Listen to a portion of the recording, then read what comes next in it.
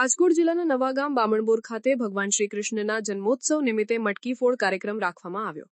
કૃષ્ણ જન્મના વધામણા ભારતભરમાં અલગ અલગ રીતે ઉજવવામાં આવે છે, ત્યારે આજે રાત્રે 12 વાગે ભગવાન કૃષ્ણના જન્મોત્સવની શરૂઆત અત્યારથી જ દેશના વિવિધ યાત્રાધામો તેમજ દેશના દરેક ખૂણે શરૂ થઈ ગઈ છે, જેના ભાગરૂપે રાજકોટ જિલ્લાના નવાગામ બામણબોર ખાતે ભગવાનના વધામણાના ભાગ સ્વરૂપે મટકી ફોડ કાર્યક્રમ રાખવામાં આવ્યો હતો।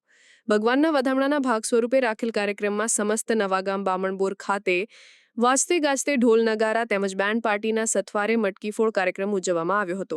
નવાગામ બામણબોરમાં ભગવાનના જન્મોત્સવનો ઉમંગ અને ઉત્સાહ કંઈક અલગ જ જોવા મળ્યો હતો। સમસ્ત ગ્રામજનોએ ભેગા થઈને મટકી ફોડ કાર્યક્રમ ઉજવ્યા બાદ આખા ગામમાં ભગવાનનો વરઘોડો કાઢવામાં આવ્યો હતો, જેમાં ગામના નાનેરાઓથી લઈ વયોવૃદ્ધ દરેક જણ ભગવાનના જન્મના સાક્ષી બન્યા હતા। બાદમાં અબીલ ગુલાલની છોડ વચ્ચે રાસ અને ગરબાની રમઝટ સાથે વરઘોડા નવાગામ બામણબોરની કુંજ ગલીઓમાં ફર્યો હતો, જેમાં ગામના અમુક નાના ભૂલકાઓ બાળગોપાલ બન્યા હતા તો કેટલીક બાળાઓએ ગોપીઓ બની રાસ ગરબાની રમઝટ બોલાવી હતી।